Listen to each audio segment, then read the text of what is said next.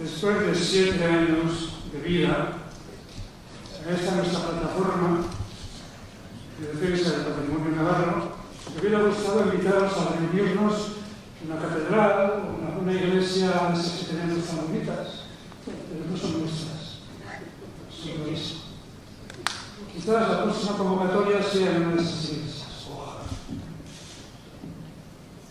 Uno de los logros de esta plataforma fue la publicación hace ya 7 años de un libro, escándalo documental se titula, que recoge blanco sobre negro nuestra andadura y nuestro pensamiento. Aquí hay joyas solemnes. Os voy a leer en la página 32 y más lejos un comentario bellísimo y para mí definitivo. Dice, entre comillas, los templos son propiedad del pueblo. Los edificaron los creyentes y antepasados nuestros para sentir con fuerza la presencia de Dios entre nosotros. ¿Quién proclama esto? ¿Quién dice en plan mitinero esas palabras tan nítidas? Será un deslenguado montaraz y bribón. Los templos son propiedad de los pueblos, ha dicho. ¿Sabéis qué no dice? Pues mira, no es un paladín inconsciente. En Uruguay, el 29 de abril de 2007, en la romería de los Zapallitas, desde los micrófonos con voz alta, le grita al obispo, hoy cardenal San Sebastián. Eso es. Sin embargo, poco antes, en contradicción infeliz, con voz más potente todavía, el arzobispo había dicho: hay gentes que quieren arrancar la religión de nuestras vidas. Se refiere a un artículo periodístico que, bajo el título Escándalo monumental, denuncia que el arzobispado de Pamplona ha inscrito en el registro de la propiedad, a nombre de la Iglesia, muchos bienes que eran de todos los navarros. Ahí, en los pocos días, nace esta plataforma. Uno de sus primeros trabajos era recoger la información entera del inmatriculado. Sorpresa tremenda. ¿Cuántas obras estaban inmatriculadas? Os leo. Viviendas y casas, 42. Locales comerciales, almacenes, garajes, locales varios, 26. Atrios, 2. Cementerios, 8. Fincas, solares y terrenos, 107. Pastos, prados y helechales, 12. Viñas, pinares, olivares y arbolados, 38. Frontones, 1. Pero eso no es lo importante. Lo importante es que también ha cogido su nombre, ha tomado su nombre, 2 catedrales, no tenemos más, 651 templos parroquiales, 191 ermitas y 9 basílicas. No hay más, todo se recoge.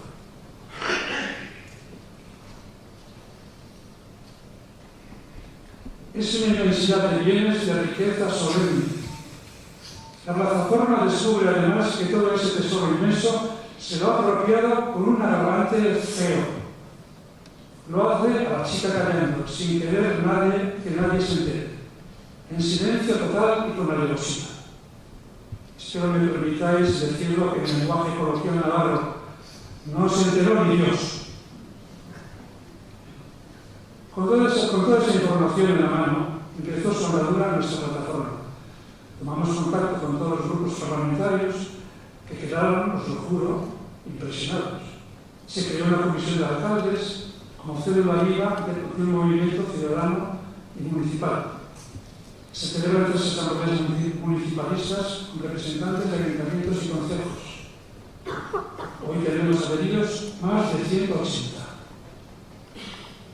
Más cosas. El Parlamento decide por mayoría su adhesión a nuestro movimiento y vota varias disposiciones de apoyo y seguimiento del problema que afecta a todos sus pueblos. Más, el Ayuntamiento de Pamplona se posiciona también por mayoría de nuestra línea. Periódicos de tiradas provinciales y nacionales se hacen eco de nuestra denuncia en docenas de ocasiones. Televisiones de toda orientación nos piden informes y presencia. Tomamos contacto con casi todos los partidos políticos.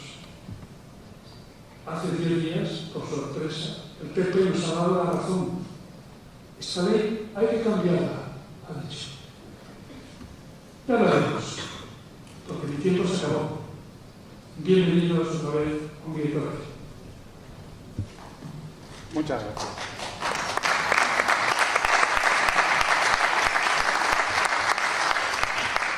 Han sido las palabras de Carlos Armendáriz, el presidente de la plataforma. Le han oído y quizá convenga decir desde el principio que entre lo que la plataforma dice y lo que se responde a la plataforma, o lo que dice, por así decirlo, la Iglesia oficial a través de sus portavoces, hay al menos una coincidencia, que los dos, la plataforma y el arzobispado, dicen que no quieren que les engañen a ustedes. Lo dijo el obispo Enojueno, enfadado, tras la inicial denuncia que dio origen a la plataforma. Que no se engañen con lo que se dice de la Iglesia. La plataforma también dice eso, que no se engañen con lo que dicen de la plataforma. Porque se alega desde portavoces de la Iglesia que la plataforma trata de hacer daño al pueblo de Dios. Y la plataforma dice exactamente lo contrario, que trata de evitar que se le haga daño a la comunidad cristiana, tanto materialmente en la desapropiación de lo que pertenece al común, como moralmente por lo que significa por lo menos desde el punto de vista de muchos, de tergiversación de lo que puede entenderse como el espíritu evangélico, no precisamente dado a la codicia. Bueno, pues entonces estamos aquí ¿para qué? Para que conozcan las razones que tiene la plataforma para querer advertir al pueblo de Dios de que tal vez les están engañando, de que tal vez de una manera general, no personal a cada uno, les están desapropiando de bienes que pertenecen al común y no deben pertenecer a nadie en particular. Bueno, esta es la historia fundamental. Y la plataforma, a través de 3 jornadas, de 3 viernes seguidos, va a tratar de darles sus razones para explicar por qué no están de acuerdo con la actitud adoptada por la Iglesia en este tema de las inmatriculaciones de bienes dedicados al culto y otros, tanto desde el punto de vista histórico, como desde el punto de vista jurídico, como desde el punto de vista moral. Y hoy es el primer día. Y tenemos aquí a los 2 ponentes y lo vamos a hacer así. Primero, una ponencia con un tiempo para un coloquio, para que ustedes pregunten o opinen. Si son opiniones, les agradeceremos que sean concisas. Después, la segunda ponencia, de nuevo con un tiempo para las preguntas específicas de esa ponencia, y si quedara tiempo al final, ya podríamos hablar un poco de cualquier cosa que a ustedes les parezca interesante. El primer ponente es Alejandro Torres Gutiérrez. Es licenciado de Derecho por la Universidad de Valladolid con premio extraordinario en el doctorado en la Facultad de la Universidad Complutense de Madrid y después ha ampliado estudios en diversas universidades.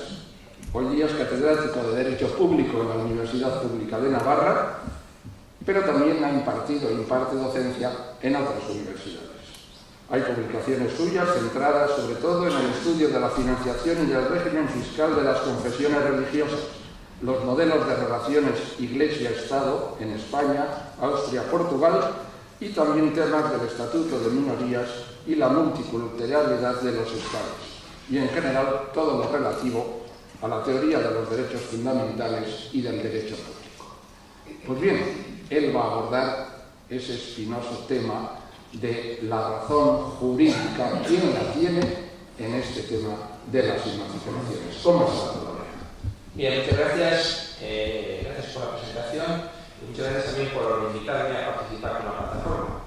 Yo no me acordaba de cuántos años llevo colaborando, pero Carlos me ha recordado, digamos, 7 años colaborando sobre estos temas. De hecho, la primera vez que yo tuve un congreso hace 17 años con la Española de la Universidad Complutense, mi primera comunicación en un congreso fue sobre este tema, sobre la inconstitucionalidad de los artículos 306 de la ley hipotecaria y 204 del reglamento.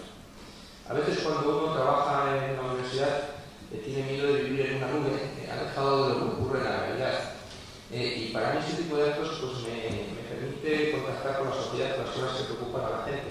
De manera que no es algo un diálogo unilateral entre el ordenador y un servidor, sino que es algo que también a lo mejor les interesa a ustedes. Por eso me da una gran satisfacción participar en este tipo de actos con la sociedad civil, con las personas que tienen inquietudes por cambiar el ordenamiento jurídico. Estemos o no estemos en mayoría, porque lo importante no es ser más o ser menos, sino luchar por la justicia, por la equidad y por el derecho. Miren, el problema que nos preocupa tiene un origen histórico en el siglo XIX. Si estudiamos ligeramente cuál ha sido la evolución, nos describirá este problema cómo somos como país, nuestra desidia, cómo las cosas pueden permanecer durante 150 o 200 años sin que nadie se preocupe por cambiarlas. Este problema surge con la desamortización. Saben ustedes que han sido dos grandes desamortizaciones, la de Mendizábal en los años 30 del siglo XIX y la de Madoz en 1855. Pues bien, este problema surge con la segunda desamortización, la de Madoz del 55. Esto supone un grave conflicto en las relaciones Iglesia-Estado y para intentar llegar a un apaño se hace un convenio en el año 1860 en el que básicamente se distingue cuáles son los bienes adquiridos con anterioridad y posterioridad de ese convenio, de manera que los adquiridos con posterioridad al mismo no van a estar sujetos a la desamortización para poner fin a esta herida, a este problema que había habido, ¿no? Entonces se hace necesario estar seguro de cuáles son los bienes anteriores y posteriores a 1860 y estar seguro de qué bienes son susceptibles de desamortización y cuáles no. Para poner un poco de orden, se llega a un acuerdo de realizar una serie de inventarios por triplicado, y para llevar a cabo esos inventarios se facilita a los obispos la posibilidad de expedir certificaciones posetorias cuando no tuvieran un título de propiedad o de comprobar la propiedad del bien. Y se trataba de buscar una fórmula ágil para resolver este problema coyuntural debido a la decisión política de la desamortización. Fíjense, en 1860 todavía no había surgido el registro de la propiedad. El registro de la propiedad se crea en 1861. Por eso hay dos reales decretos de 1863 y de 1864 que lo que vienen es a poner en marcha el régimen anterior de certificaciones posesoriales y adaptarlo a las nuevas exigencias del registro de la propiedad ya de 1861. Es más, este sistema se perpetúa con el reglamento hipotecario de 1915 y en 1944, para los que son jóvenes, 1944 no les existe nada, pero 1944 justamente después de la guerra civil del 37 del pleno franquismo, se produce una reforma de la ley hipotecaria de manera que las certificaciones sucesorias se convierten en certificaciones de dominio. Hipotecaristas fuera de sospecha como Roca Sastre, probablemente el hipotecarista más importante que ha tenido España en el siglo XX, se lleva las manos a la cabeza cuando se produce ese salto cualitativo sin que prácticamente nadie se moleste, ¿no? Porque claro, la cosa es la posesión y pues la propiedad son para las mayores. Pues bien, en la reforma hipotecaria del 44, justo después de la guerra civil y en el contexto de un Estado confesional, se produce ese salto de manera que las certificaciones sucesorias pasan a ser certificaciones de dominio.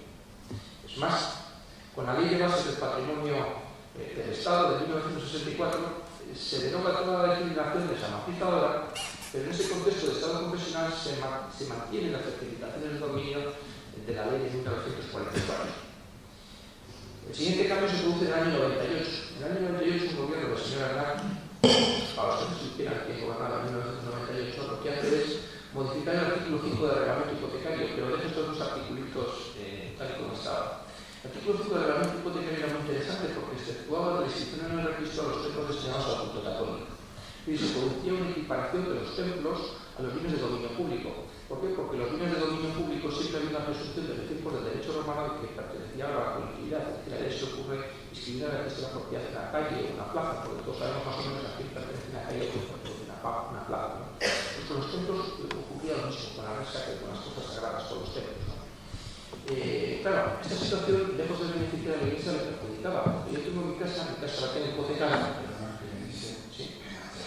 Yo tengo mi casa hipotecada y por supuesto la tengo escrita en el registro de la propiedad.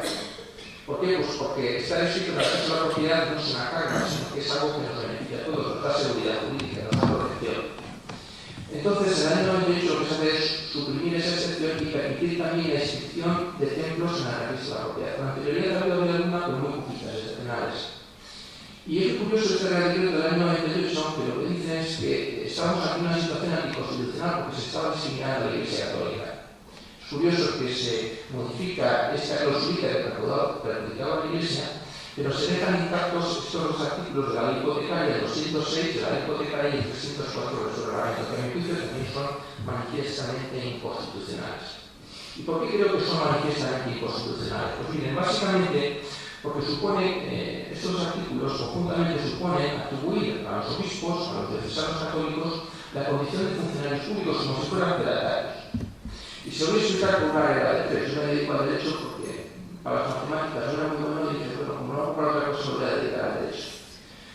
Las matemáticas no llegué a ser muy menos senos y los cosenos, no lo sé, voy a explicar ahora una derivada, pero la regla de tres, yo sí llegué a me comprometo a explicar. Yo creo que no es una regla de tres. Una regla de tres, cogiendo la Constitución, que es una regla de juego. El artículo 17 de la Constitución dice que ninguna confesión tendrá carácter estatal. Luego, si ninguna confesión tiene carácter estatal, ¿cómo es que los obispos, que son particulares como ustedes y como yo, que no son funcionarios públicos, están emitiendo certificaciones de dominio? Fíjese que yo soy funcionario público, yo no puedo ir y decir a la registradora de propiedad que inscriba esa casa a mi nombre. Tengo que ir con el señor que viene en mi casa y con ese contrato privado de un notario y ese notario le dará a la escritura pública el contrato privado que hemos hecho de compraventa. Claro, eso tiene inconveniente, sí, porque cuando uno sube con esa parte, como ocurre con los obispos, ocurre el riesgo de escribir lo que es suyo y lo que no es suyo. Es decir, ninguna confesión tendrá carácter estatal y estamos ante señores que siendo particulares están emitiendo certificaciones de dominio como si fueran funcionarios públicos. Y ustedes me dirán, ¿hay antecedentes en la jurisprudencia del Tribunal Constitucional para podernos pasar en un ataque a la inconstitucionalidad de estos dos artículos? Pues a mi juicio sí. Hay una sentencia, que es la sentencia 340/1993, del 16 de noviembre, que declaró inconstitucional el artículo 76 de la Ley de Reglamentos Urbanos de 1964. ¿Cuál es este artículo? Este artículo equiparaba a la Iglesia Católica con las corporaciones de derecho público, con el Estado, la provincia, el municipio, etc., a la hora de poder desalojar a un inquilino de un inmueble de su propiedad que le tuvieran arrendado sin tener que probar la necesidad de ocupación. Se lo explico. Si un particular tenía alquilado el inmueble a un tercero y quería desalojar a ese tercero, a ese inquilino, tenía que probar que necesitaba ocupar, por ejemplo, un hijo o una hija porque se le casaba, y si no, no lo podía desalojar. Pues bien, con la Iglesia Católica existía una equiparación a las corporaciones de derecho público, de manera que no tenía que probar la necesidad de ocupación, como no lo tenía que hacer tampoco el Estado, la provincia o el municipio. Hasta que un particular, una señora, en un pueblecito de Toledo, que llevó esto ante un juez.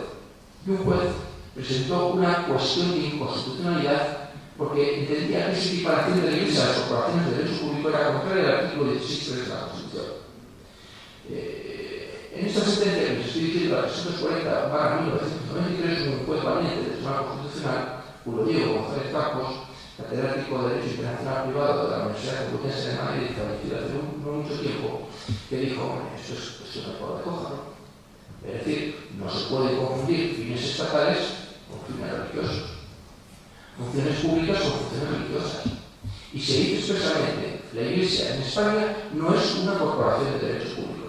De manera que este privilegio, el privilegio del artículo 76 de la Ley de Reglamentos Urbanos, viene a decir el Constitucional que es algo que tenía en su lógica Tal vez en 1964, cuando el Estado era confesional, cuando el acatamiento de la ley de Dios era un timbre de honor, como decían las leyes fundamentales de la dictadura. Pero claro, en 1978 cambió la Constitución, pues el año se había quedado y ninguna Constitución tenía carácter estatal. Yo si la Constitución dijese otra cosa, no tendría ningún inconveniente en explicarlo. Nosotros los profesores de universidad somos como los policías, explicamos el código de circulación. Si yo viviese en Inglaterra les diría que tienen que conducir por la izquierda, pero como vivimos en España les digo que tienen que conducir por la derecha. No sabría decirles si es mejor conducir por la izquierda o conducir por la derecha. Pero lo cierto es que nuestro código de circulación, la Constitución, dice que ninguna confesión tendrá carácter estatal. Cuando las cosas cambian y cambian por algo, y cambian, y hay que sacar todas las consecuencias de los cambios que experimenta nuestro ordenamiento jurídico. De hecho, esto que les estoy contando lo han sostenido muchísimos civilistas. Ballarín, García, Sánchez Argullida, Cruz Verdejo, Álvaro Parejo, Ignacio Serrano, Delgado Segarría, River Hernández, Fernández, Rafa Díaz, Peña Bernardo Quirós, Manuel de Montes Loret, etc. Hay una larga lista, no se va a poner una bibliografía, pues tampoco se trata de hacer una excursión con la biblioteca y contarles todos los civilistas que coinciden con las tesis que yo les estoy contando. Y miren, podemos encontrar el fundamento de lo que yo estoy diciendo en los principios constitucionales, en el código de circulación, que es por donde tenemos que ir cuando salimos a la calle. Los principios constitucionales son básicamente dos: el principio de igualdad y el principio de la equidad. Claro, desde el punto de vista del principio de igualdad, podrían decir ustedes, pues bueno, vamos a reconocer a todas las confesiones religiosas, a todas, y hasta dónde llega ese a todas las que tienen acuerdo de cooperación, la Iglesia Católica, evangélicos, judíos, musulmanes, a todas las que además tienen declaración de notariado, los testigos de Jehová, los mormones, los budistas, los ortodoxos, a todas las escritas, a todas. El café para todos, algo tan hispano, tan mediterráneo, tan del sur de Europa, que es el café para todos. Se lo reconocemos a todas. Quedamos bien con todo el mundo. ¿Y se resolvería el problema? Pues a mi juicio no. A mi juicio no, porque hay una segunda cláusula en la Constitución, que es el principio de la equidad del Estado, en virtud del cual ninguna confesión tendrá carácter estatal. Y ninguna es suficientemente contundente. Y la pregunta es, ¿se encuentra la Iglesia en una posición diferente que la haga acreedora de un trato de favor? Pues a mi juicio no. ¿Por qué? Porque no hay razones materiales que justifiquen un trato diferenciado a la Iglesia Católica. La Iglesia Católica se encuentra igual que cualquier otra corporación de derecho privado de nuestro ordenamiento jurídico. Podemos analizar desde un punto de vista de un juicio de proporcionalidad si se dan los requisitos para dar ese trato de favor. Y ese juicio de proporcionalidad es absolutamente imposible de justificar. Ni desde el punto de vista en primer lugar de la medida, que es una división a principios constitucionales básicos como la ley del Estado, desde el punto de vista tampoco de los resultados, ni tampoco desde el punto de vista de la finalidad perseguida, porque a la Iglesia no se le puede equiparar con una corporación de derecho público en un estado en que ninguna confesión tendrá carácter estatal. ¿Qué han dicho los tribunales a propósito de este pleito? Estas cuestiones se llegó al Tribunal Supremo en dos ocasiones. La primera de ellas fue una sentencia del 18 de noviembre de 1996. Aquí el Tribunal Supremo dijo que encontraron sugerente la duda sobre la inconstitucionalidad de estos dos preceptos, el 206 de la ley y el 304 de su reglamento. Pero lo dijo en un obiter dictum. ¿Qué significa esto? Obiter dictum significa, en romano paladino, de pasada. Es decir, lo dice de pasada porque dice el Tribunal Supremo, esta cuestión de la inconstitucionalidad no se había planteado en el proceso ACUA, es decir, en la primera instancia. Y al no haberse planteado en la primera instancia, el Tribunal Supremo no se pronuncia sobre la inconstitucionalidad. Pero lo dice muy claro. Hay motivos para encontrar sugerente la posible inconstitucionalidad de esos preceptos. Primera sentencia, 18 de noviembre de 1996. Hay un segundo caso en que este asunto también llega ante el Tribunal Constitucional, ante el Tribunal Supremo, y es la sentencia del 16 de noviembre del año 2006. En este caso, el litigio era entre un municipio y la Iglesia Católica. Y el Tribunal Supremo, lavándose las manos, se quita de encima rápidamente el expediente haciendo mención al principio de paridad de armas. Y que eso es como conceptual. Cuando quieres entrar al fondo, te lavas las manos y lo quitas de encima. Y este principio de paridad de armas, para entendernos, significa que si la Iglesia lo hizo y el municipio también podía, es un problema del municipio que no lo hizo, pudiendo haberlo hecho. Es decir, para los que somos niños de pueblo y más o menos nos entendemos, esto es una carrera de pillos. El que más corre inscribe primero y se queda por ello. Y ustedes dirían, hombre, el que más corrió, lo único que se quede por ello. Es uno que tiene un caramelo en la puerta del colegio, el niño que más salta se queda con el caramelo. Pues aquí es exactamente igual. Pero el problema es que las consecuencias son importantes desde un punto de vista jurídico. ¿Por qué? Porque el registro de la propiedad se presume exacto y corresponde a la carga de la prueba de quien impugna, tiene que asumir la carga de la prueba. Es decir, no vas a decir, no, esto es inexacto, o sea, además usted lo tiene que probar. Por cierto, yo conozco muy pocos ayuntamientos que conserven todavía las facturas de los carteros del siglo XIII. ¿Conservan ustedes en los ayuntamientos facturas de los carteros del siglo XIII o del siglo XIV? Yo conozco muy pocas facturas entre los sueldos que separaban los carteros en la Edad Media. Por tanto, la carga de la prueba, cuando se produce esa inversión de la carga de la prueba hacia los municipios, los efectos son francamente terribles, porque es muy difícil probar cosas que ocurrieron en la Edad Media. Concluyendo, ¿cuál es la situación ante la que nos encontramos? La situación ante la que nos encontramos es una manifiesta vulneración del principio de legalidad del Estado. Estos preceptos son preconstitucionales y anticonstitucionales. ¿Cómo resolver este desaguisado? El principio de igualdad no resuelve este problema, lo que hace es agravarlo si se lo extendemos a todas las profesiones. Es decir, ¿cómo resolver este problema? Pues básicamente hay tres vías, o dos vías. Una primera, muy sencilla, es acudir ante los tribunales. Y ante los tribunales, de manera que agotar la vía jurisdiccional ordinaria y, en su caso, ir ante el Tribunal Constitucional. ¿Cómo? Por dos vías. La del recurso de amparo o la de una cuestión de inconstitucionalidad. Pero ir ante el Tribunal Constitucional no es tan fácil porque supone tener que agotar toda la vía jurisdiccional ordinaria previa. Es decir, para darse de valor, como pasó con aquella señora de Toledo. Yo animaría a que un día un ayuntamiento se tomase de valor y llegase hasta el final. Como hizo aquella señora de Toledo, fíjense ustedes lo que podría suponer el humilde alquiler de una casa de un pueblecito de Toledo para una señora que se llama de valor y decir, mire, tengo la razón, voy a llegar hasta el Tribunal Constitucional. El Tribunal Constitucional me dio la razón. Pero hay que tomarse de valor de paciencia y eso cuesta tiempo y dinero. La segunda posibilidad, sencilla, está en manos del legislador español. De hecho, nos sorprendimos el pasado 11 de abril, después libre del diario, con que el Consejo de Ministros estaba estudiando un proyecto de ley de modificación de esos preceptos, de manera que se preveía la supresión de la mención a la Iglesia Católica. ¿Por qué? Pues porque en el fondo, seamos honestos, todos somos conscientes de que estos artículos son anticonstitucionales y que están levantando una amplia controversia social. Eso sí, echa la ley, echa la trampa. Todos, desgraciadamente, vemos los telediarios. Por lo tanto, todos somos conscientes de que existe un proyecto de ley de modificar esos privilegios. Todos. Incluso también los que están emitiendo las certificaciones de dominio, que saben que el tiempo se les agota, porque la tramitación del Parlamento durará 1 o 2 años. Es decir, dense prisa que el tiempo se agota, se quedan los inscribir, sigan inscribiendo. Es más, la ley da una generosa vacatio legis de 1 año. Es decir, la carrera de pillos se empieza a poner emocionante. Al menos, si nos salimos con la nuestra, nos enterará la sensación de que esto algún día se terminará y que el esfuerzo que ha hecho la sociedad ha merecido la pena. Voy terminando. A mí me toca torear ante muy diversos auditorios. Unos son más entregados a la causa, otros no lo son tanto.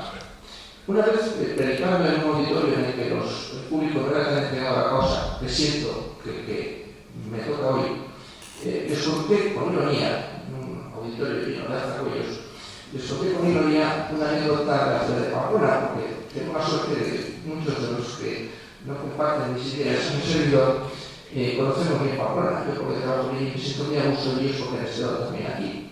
Y es la iglesia de San Nicolás. La iglesia de San Nicolás. La iglesia de San Nicolás lo sabemos más o menos dónde está, ¿no? Al final del casco viejo, justo al lado del paseo de Sarasate. La iglesia de San Nicolás es una construcción medieval que tiene un atrio que está claramente identificado con posterioridad sobre la vía pública. Es un pegote urbanístico, hace falta ser licenciado de Derecho en Bellas Artes para ver que es un pegote urbanístico añadido muy después. Muy después se lo que hace es invadir la vía pública y estrechar la evacuación del casco viejo hacia la parte nueva de Pamplona.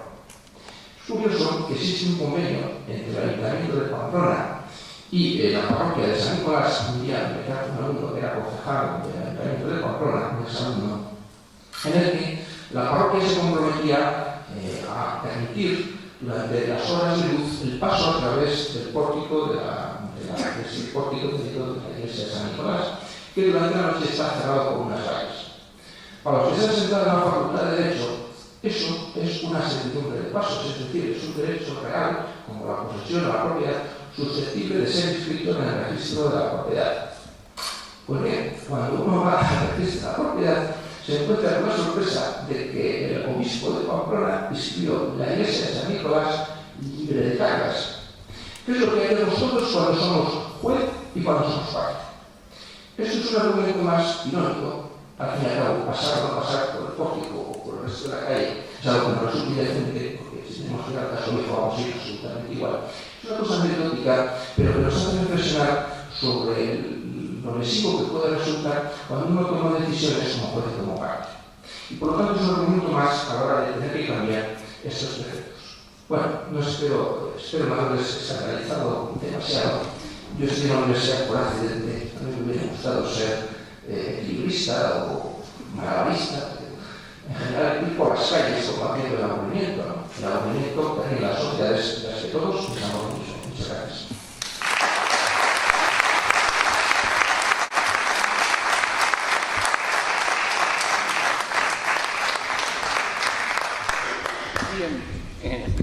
Este es el momento de dialogar con el ponente, bueno, con los ponentes en realidad, porque el otro ponente, Antonio Rodríguez, también puede intervenir si considera oportuno al hilo de lo que se diga.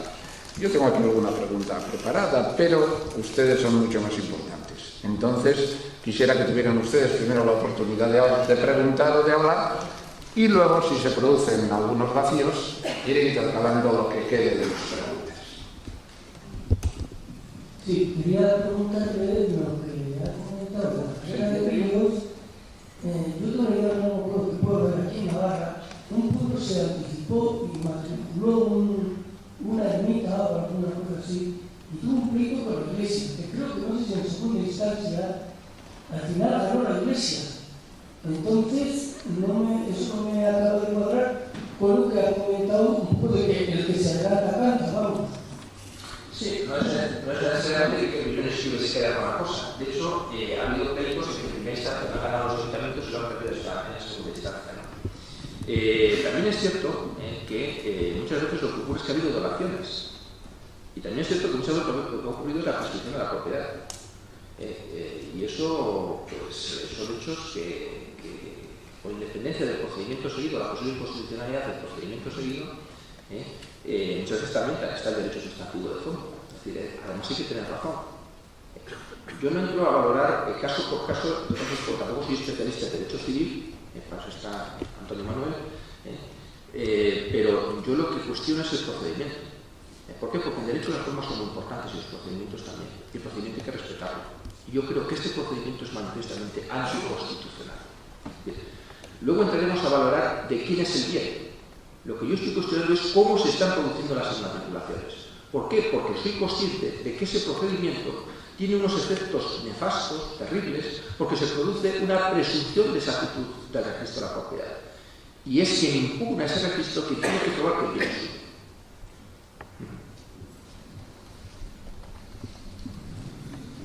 Una pregunta, si los gastos de restauración corresponden a la propiedad, viendo, conozco algunas iglesias, por ahí se toman algunas ermitas, viendo el estado de algunas ermitas, la iglesia obligatoriamente tiene que pagar los gastos de restauración y no ir con el recibo. Bueno, pues yo pienso que quien quiere ser propietario tiene que asumir lo es para lo bueno y para lo malo. Lo que uno no puede ser propietario de un bien y pretender que los demás les paguen los gastos de conservación. Es como si yo quisiera ser dueño de mi casa y usted me pagase la calefacción. ¿Me entienden? Con los desconchados de la fachada, que te toca la derrama. Quien es propietario tiene que asumirlo todo, lo bueno y lo malo. Bueno, mientras alguien levanta la mano... Mientras hay alguien que levanta la mano... Sí, por favor. Por alusiones, creo que se ha referido a un concejo al que yo representaba, el concejo de la que soy, que efectivamente perdió un juicio. Y lo perdió muy lamentablemente. Tengo que decir al respecto que en los juzgados hay una palabra muy bonita que pone Palacio de Justicia. Pero en los palacios de justicia no se imparte siempre justicia. Muchas veces se impone la ley y muchas veces se juzga hasta tendenciosamente. Ya sé que es un poco grave decir eso, pero es la pura realidad. En ese caso concreto, sobre los terrenos y sobre la ermita, que presentábamos toda la documentación, había un caso que era concluyente, un tema que era concluyente. Era un terreno de concentración parcelaria al que no se había en ningún momento alegado para nada. Yo creo en este momento que se obró con una injusticia terrible en contra nuestra. Desgraciadamente, uno de los 3 magistrados que juzgaron sobre el tema ese, desgraciadamente lo han premiado y ahora está en Madrid, creo que en el Supremo.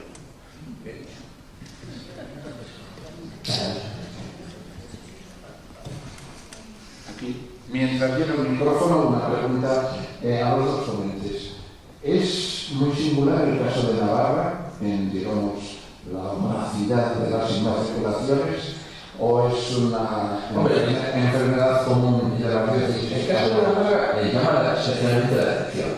Llama la atención porque se han sido más de 1000 inmatriculaciones en un breve periodo de tiempo, básicamente todas después de 1998, en una comunidad autónoma relativamente pequeña en términos de población, porque son 600.000 habitantes. Entonces, en 600.000 habitantes ustedes producen 1000 y pico de inmatriculaciones y a lo mejor inmatricula lo suyo lo que no es suyo.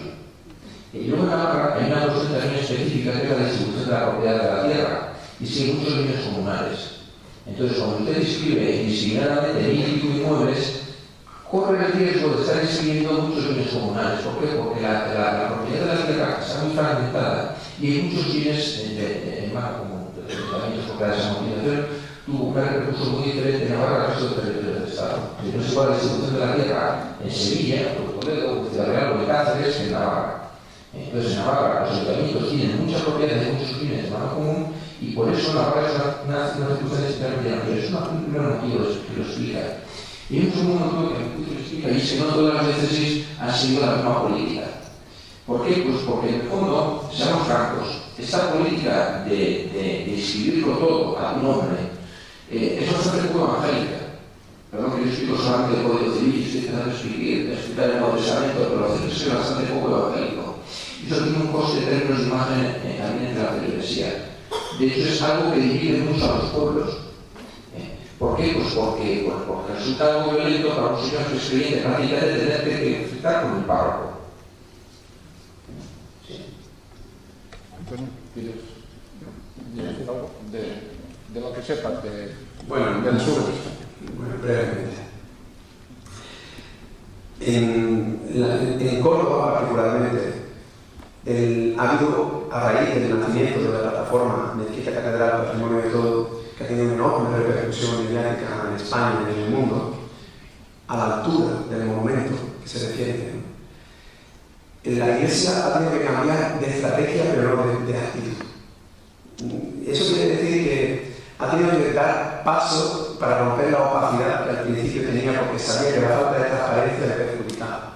Y hace escasamente 2 o 3 semanas, un portavoz nombrado solamente para dar la cara en lugar de obispo, dijo que en Córdoba se habían inmatriculado 421 bienes. Eso es un dogma de fe, no es un acto, no es un documento civil, pero 421 bienes en una provincia como Córdoba, ese es el mínimo, seguro que hay muchos más, pero si lo multiplicásemos por 8 provincias en Andalucía, pues estamos hablando de que solamente en Andalucía rondaríamos sobre las 4.000 o las 3.500 fincas inmatriculadas por la Iglesia Católica.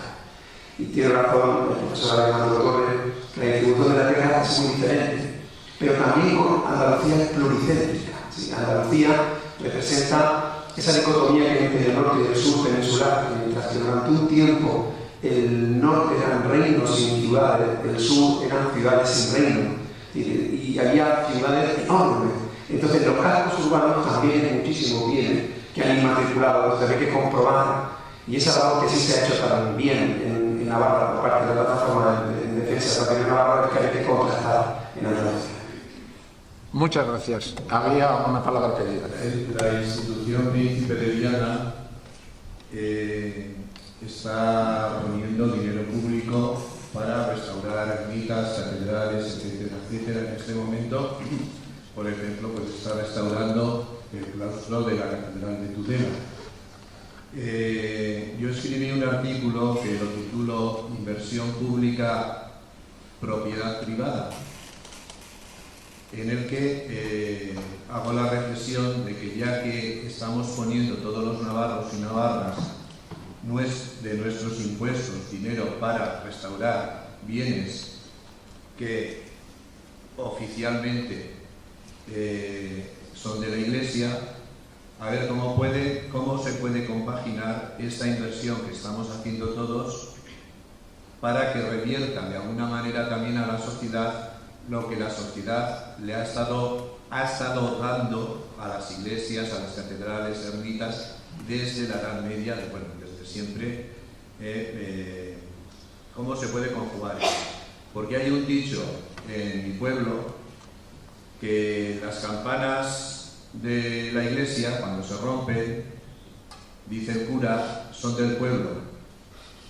Pero una vez que el concejo las ha arreglado con dinero del concejo, que figura además el nombre del alcalde que estaba entonces y demás en la campana, desde ese momento las campanas son de la iglesia del mundo.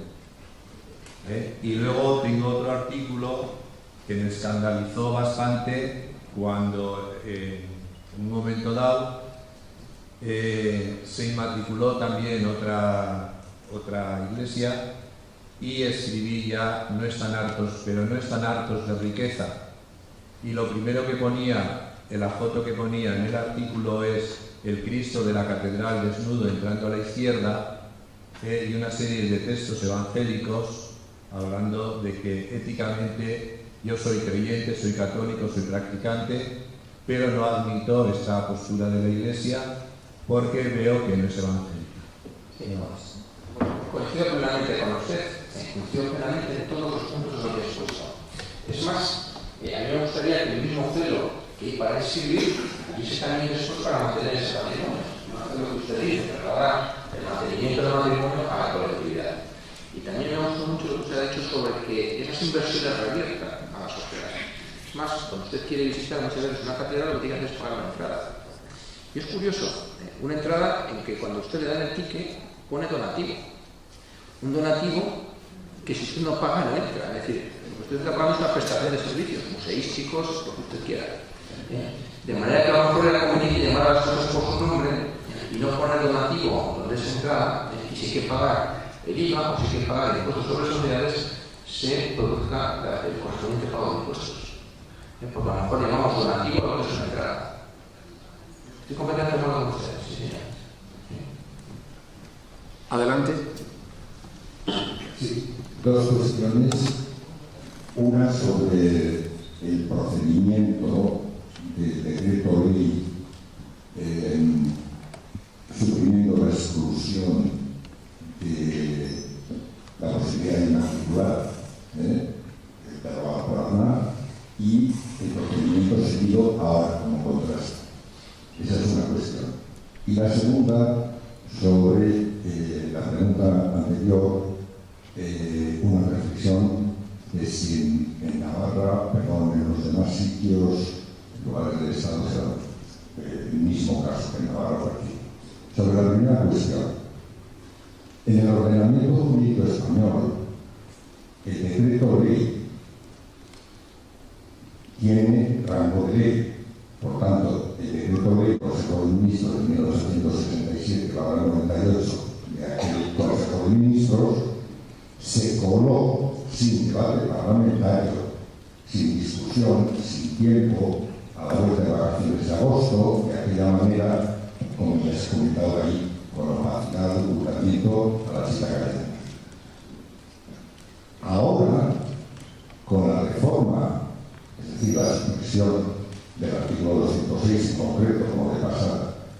Ahora, a mi juicio, pero esto es una pregunta a los profesores, creo que se ha seguido el procedimiento correcto, es decir, del Consejo de Ministros del día 11 de abril sale un anteproyecto que se pasa al Congreso, habrá debate, se discutirá, se supone que ganará, pues porque el gobierno es del PP y la mayoría del Congreso también lo es, etc. ¿Pero qué significa eso? Lo que usted bien ha explicado antes, pues otra carretita de pillos, más tiempo para continuar inmatriculando y tal. Pregunto, ¿y si hubiera sido al revés? ¿Por qué no se siguió para hacer aquel apaño, o sea, aquella supresión del artículo 5.4 del reglamento, el procedimiento correcto y ahora y cambio un debate, no hubieran cambiado las cosas?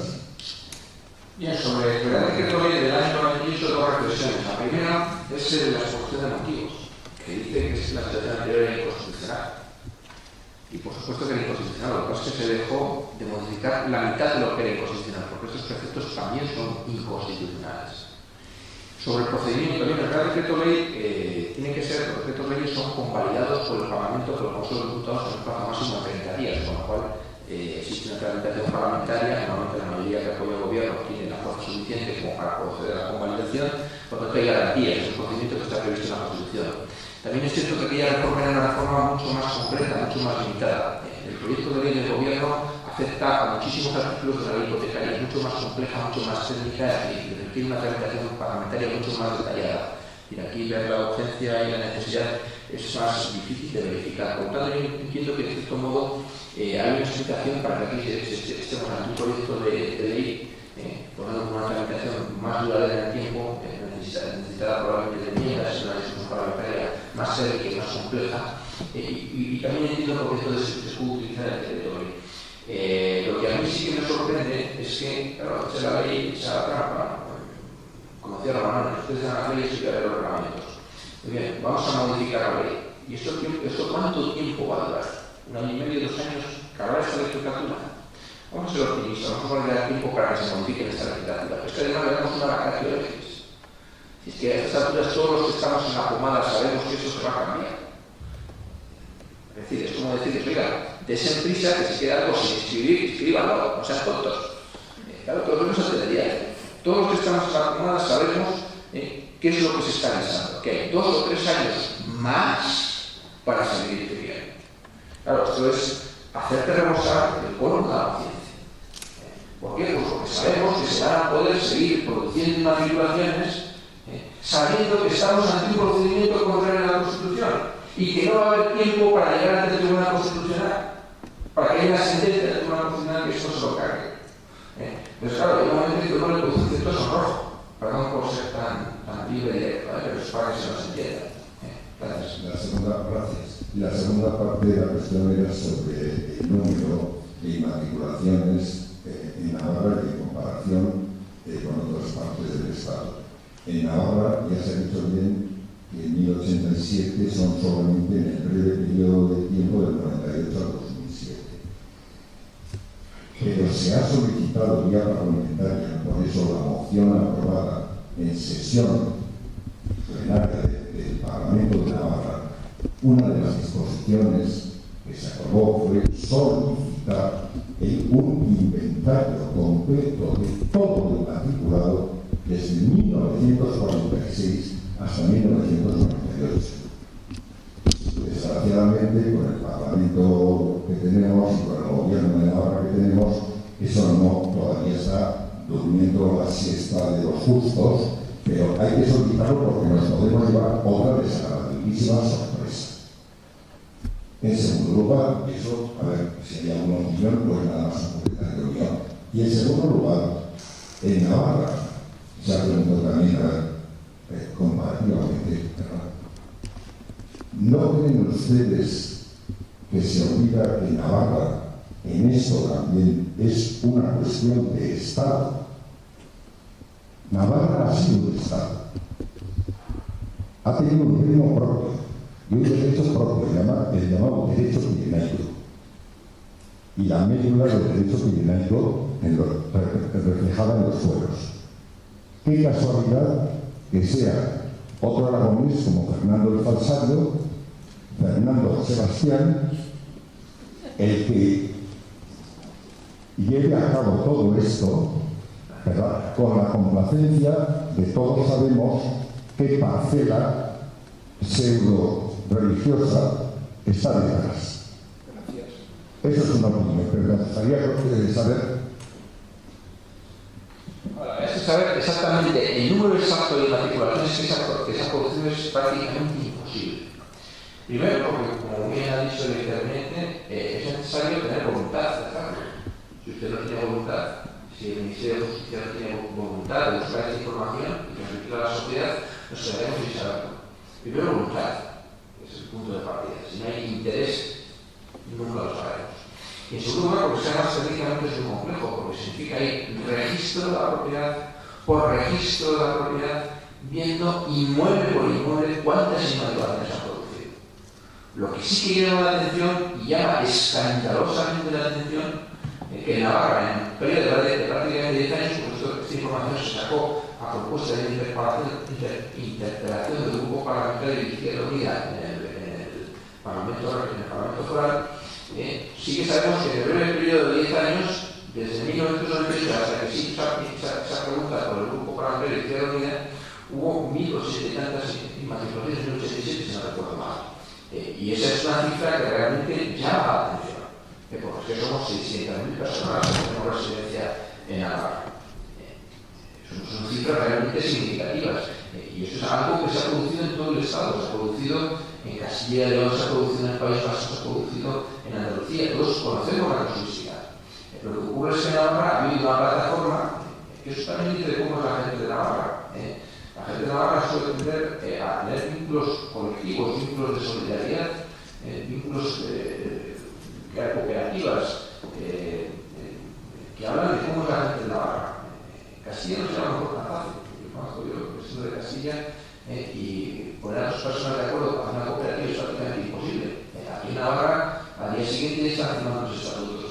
Les dice mucho de cómo la gente de Navarra. La gente de Navarra se asocia, sabe que lo suyo es suyo, tiene conciencia, porque han sido bienes comunales, o han una gran tradición cultural de lo que pertenece al pueblo, y en este sentido, pues la práctica de Navarra se explica también desde una perspectiva sociológica de cómo es la gente de Navarra. La última pregunta de esta parte, porque tenemos que escuchar al segundo ponente. Bueno, no sé, yo tengo la sensación de que hay una diferencia total entre lo que serían los, vamos a llamar, católicos militantes de base, por así decirlo, y nuestra jerarquía. Porque claro, yo soy de un pueblo pequeño, etcétera, y los católicos practicantes están muy de acuerdo con estas reivindicaciones que hace esta plataforma. Y, hombre, yo pienso que me parece que es muy importante la función que debe hacer de concienciar a todos esta plataforma del proceso injusto, ilegal, etcétera, que se ha seguido. Yo pienso además que sería bueno que los ayuntamientos, que los pueblos hicieran una colaboración más estrecha y sirve también para concienciar a los ciudadanos. Por ejemplo, yo he estudiado la financiación de la iglesia de mi pueblo, de Baraspe, desde 1850 hasta 1950 años, y veo que el ayuntamiento gastaba inversión directa en la iglesia el 35% de su presupuesto. Inversión directa. Obra que hay que hacer en la iglesia, ayuntamiento. Campana que no sé qué, ayuntamiento. Reloj nuevo, ayuntamiento. Todo lo paga el ayuntamiento. La iglesia no tiene cuentas. Las cuentas de la iglesia las lleva el ayuntamiento porque son fondos. Entonces, claro, que en esa situación veamos que la mayoría de los ciudadanos están concienciados, yo pienso que están muy concienciados, pero convendría insistir en esto, en concienciar a los ciudadanos. Yo no me explico por qué la iglesia, ¿qué está ganando con eso? Aparte del afán de poseer, ¿qué está ganando concretamente si sus propios fieles, o una buena parte de ellos, están en contra de este proceso? No es así. Eso indudablemente tiene un coste en términos de imagen. Si usted hace una campaña de marketing con el propósito de cargarse la imagen de la jerarquía católica y se le encarga usted a su peor enemigo, su peor enemigo no les haría una campaña de marketing para estropearles la imagen mejor de la que ustedes están haciendo. ¿Por qué? Porque hemos estado en una situación, de hecho, durante 100 años en que nadie se ha cuestionado nada. ¿Por qué no dejamos las cosas como están? ¿Por qué no nos metemos a leguleyos a buscar el último resquicio para inscribir a nuestro nombre en bien? Esto es lo más contrario al mensaje del Nazareno. Esto es contrario al Nuevo Testamento. No tiene nada que ver con el Nuevo Testamento, con la caridad, la pobreza, etcétera, etcétera.